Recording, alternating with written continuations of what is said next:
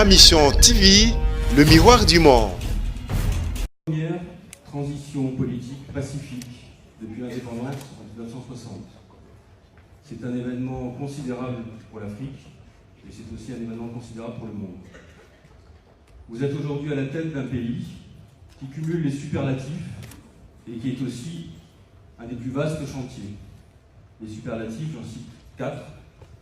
Deuxième pays le plus vaste d'Afrique, quatrième le plus peuplé, premier bassin de la francophonie. Vous aurez le plaisir d'accueillir les Jeux de la francophonie en 2021.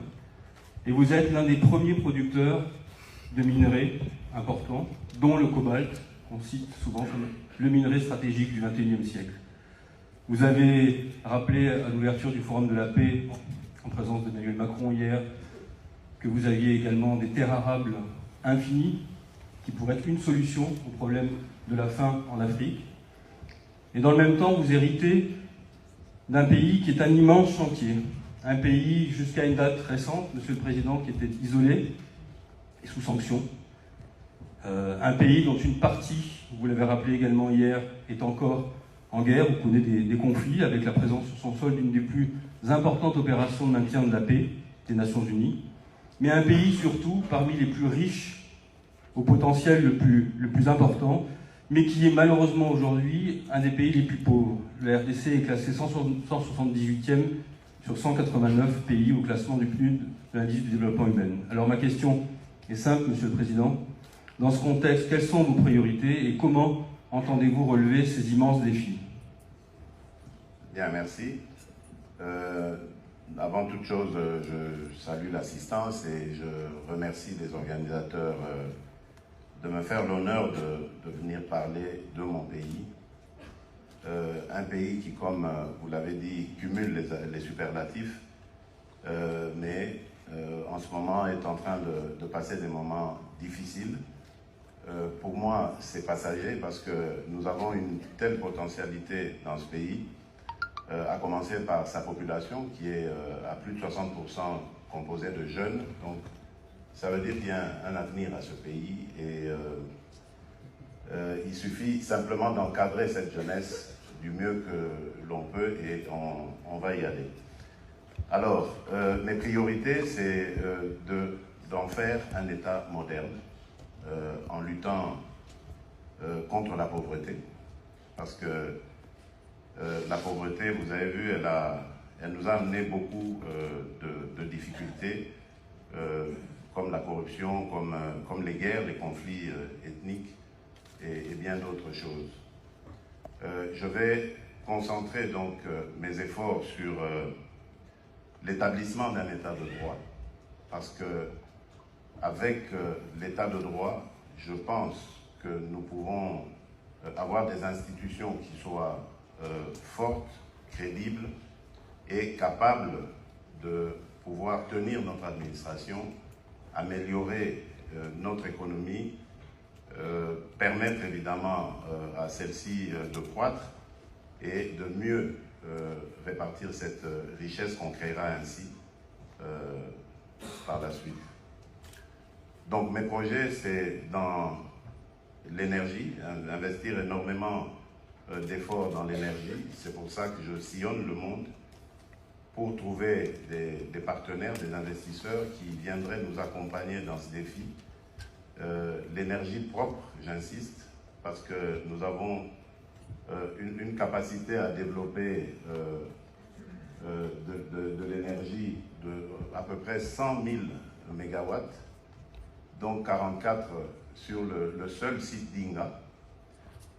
Et là, nous avons besoin d'investisseurs pour que nous développions ce site et il y aura de l'énergie et même à revendre au-delà de nos frontières.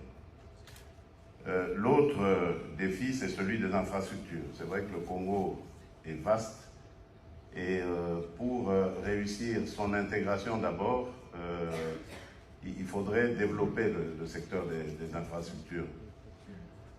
Là aussi, nous sommes en partenariat avec... on a développé du partenariat public-privé avec certaines firmes, mais il n'y en a pas encore assez parce que nous avons tout un plan de développement de ce secteur.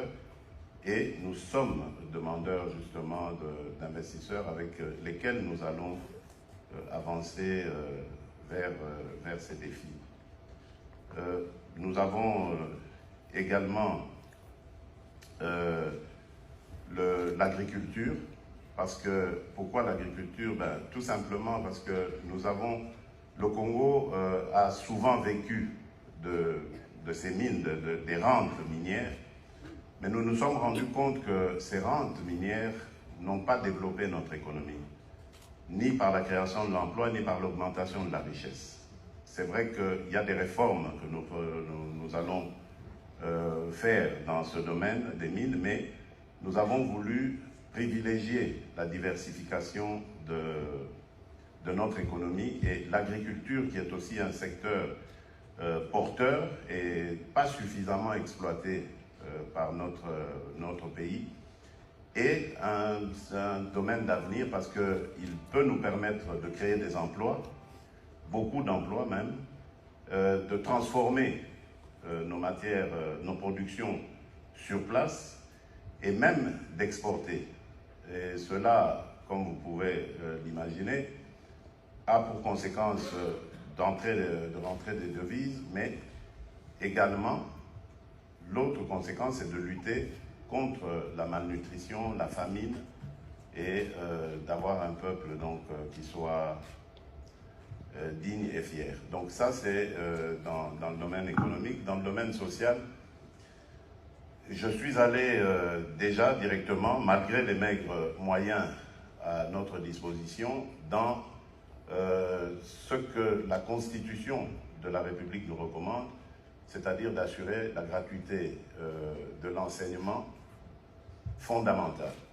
Et cela a déjà comme impact d'attirer tous les jeunes, tous les enfants qui étaient en dehors du parcours scolaire et qui pour la plupart étaient des enfants de rue, des délinquants, ou qu'on utilisait dans le travail des mines et autres.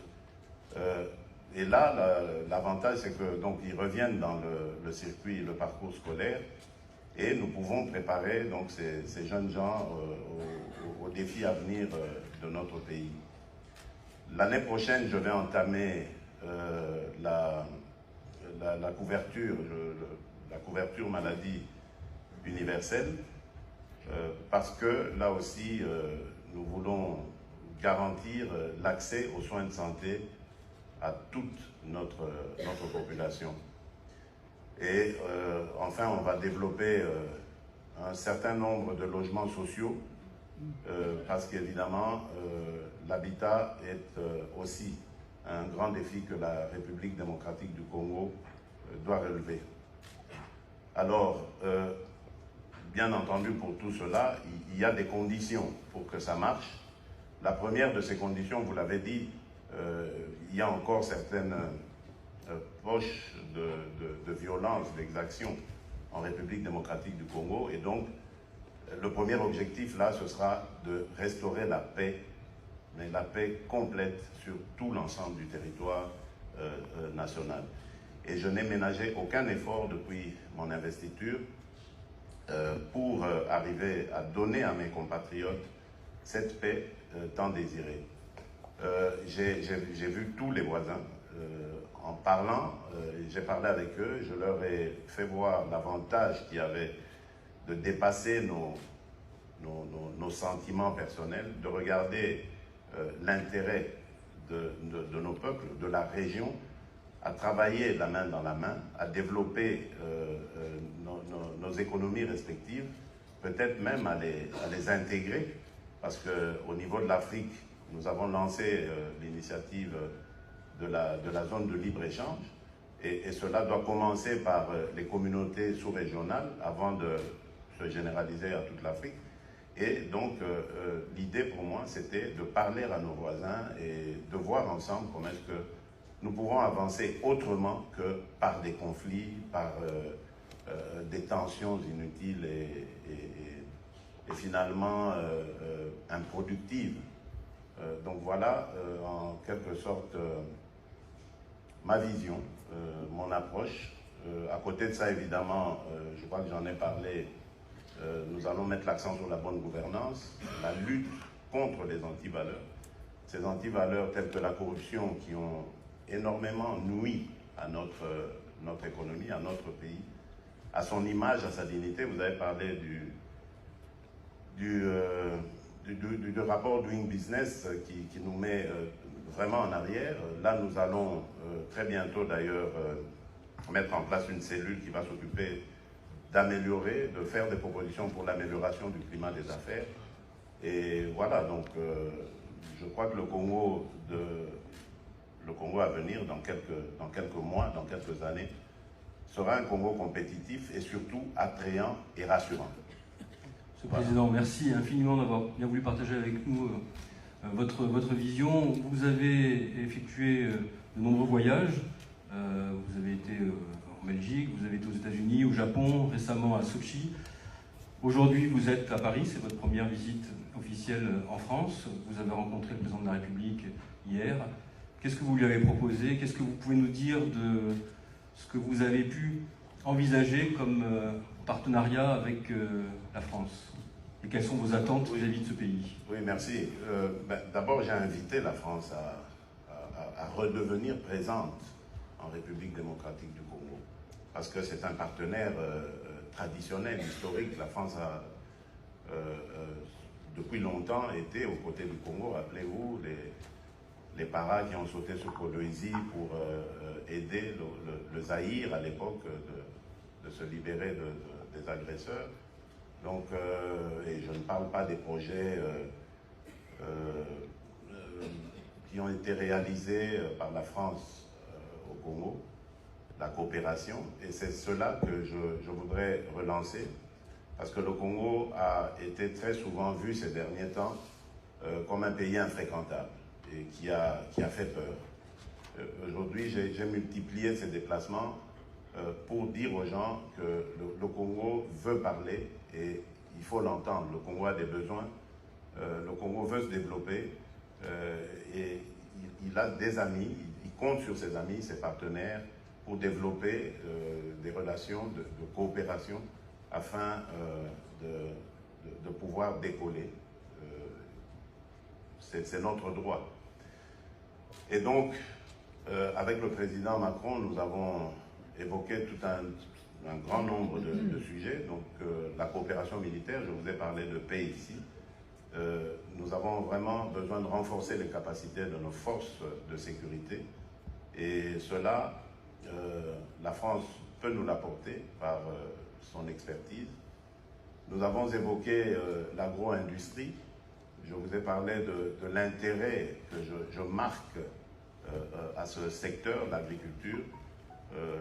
Le Congo a plus de 40 millions d'hectares de terres arables et irrigables. Donc, c'est vous dire l'enjeu qu'il y a derrière cela. Nous avons parlé d'échanges aussi de technologie. La France est en pointe dans ce domaine. Je viens d'inaugurer d'ailleurs, de visiter plutôt la station F.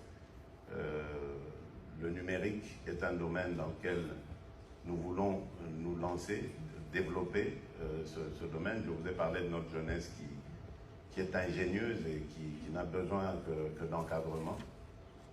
Nous avons parlé du renforcement de nos capacités aussi dans la lutte contre les antivaleurs. Ça, j'ai reçu vraiment des assurances du président Macron de nous aider à renforcer notre administration qui va lutter contre ces fléaux qui nous ont affaiblis. Donc voilà un peu dans l'ensemble ce que nous avons évoqué avec le président français. Merci beaucoup, Monsieur le Président. Peut-être pour conclure, une dernière question. Vous avez en face de vous des représentants des mondes de la politique, des affaires, beaucoup de CEO de grandes entreprises, pas seulement françaises, beaucoup d'entreprises américaines, canadiennes, étrangères. Vous avez très précisément répondu à certaines des questions qui se posent sur notamment la gouvernance, sur les risques aussi de toute nature, sécuritaire ou sanitaire, donc je n'y reviens pas. La dernière question que je souhaitais en toute transparence et franchise abordée avec vous, qui est un peu présente dans les esprits, c'est que vous avez hérité d'un pays à situation politique complexe. Vous êtes président de la République, vous avez une majorité qui est réelle, mais qui est fragile néanmoins, notamment au Sénat, et les gouverneurs des provinces ont été nommés par votre prédécesseur.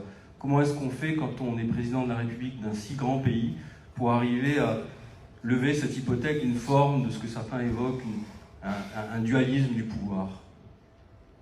Oui, d'abord, j'aimerais nuancer votre question. Les gouverneurs n'ont pas été nommés par mon prédécesseur, ils ont été nommés par moi, après évidemment élection par les assemblées provinciales, mais évidemment, ils sont la majorité du camp de mon prédécesseur. Mais la loi indique que c'est le président de la République qui les désigne après qu'ils aient été élus par leurs assemblées provinciales. Alors, pour revenir à votre question, moi je dirais, vous avez parlé de dualité. Il n'y a pas de dualité. Vous savez, le Congo est indépendant depuis 1960. L'année prochaine, nous célébrerons le 60e anniversaire de notre pays. Donc ça veut dire que depuis 59 ans maintenant, nous n'avons jamais, alors là, jamais connu d'alternance. C'est une première expérience, une grande première historiquement parlant. Et donc, on n'a pas de modèle avant ça. Donc nous travaillons un peu sans filet. Donc, il n'y a pas de brouillon sur lequel on peut refaire les scénarios, etc. On travaille. Et donc, ça fait que tout le monde se demande si la mayonnaise va prendre ou pas. Et c'est tout à fait normal. C'est la réaction normale. C'est avec le temps que les habitudes vont revenir, etc. Donc, je peux vous dire que mon prédécesseur ne me gêne en rien. Mais alors là, en rien du tout, il s'y mixe dans rien du tout de ce que je fais. Ça, c'est certain. Maintenant, il a des partisans, il a eu des collaborateurs qui ne voient pas toujours d'un bon œil le fait de ne plus être aux affaires. Donc, ces réflexes du passé, mais ça peut toujours revenir. Ça reviendra de manière comme ça, sporadique. Mais très vite, le temps, il faut laisser le temps faire les choses. Ça se balayera, ils comprendront finalement que nous sommes aujourd'hui, le Congo est inscrit définitivement dans le cycle de l'alternance. Après moi, dans 5 ans, il y aura des élections. Lorsque mon mandat se terminera, si je me représente et que les Congolais veulent me refaire leur confiance, ben, on repartira de nouveau. Si ce n'est pas moi, ce sera un autre. C'est fini ça. La dictature, les mandats indéfinis, non, c'est terminé. La Constitution dit...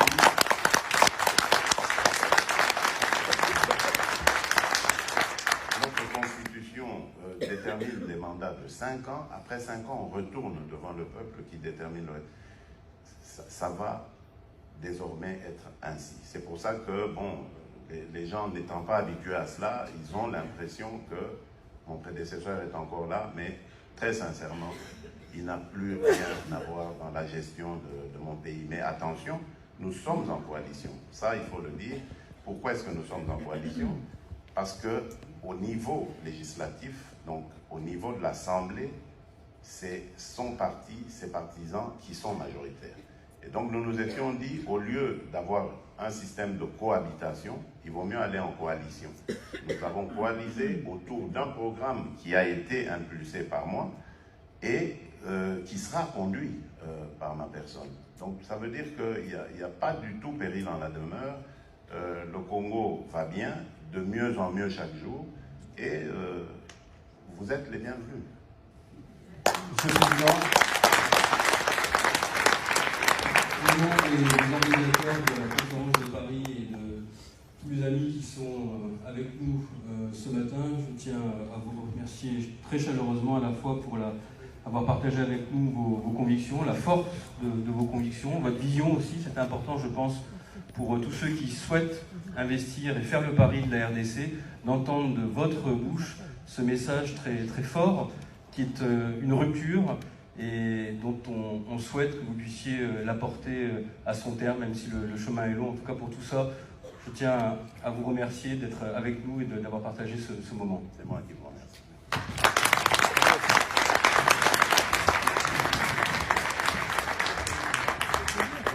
Merci à vous, Monsieur Lebret.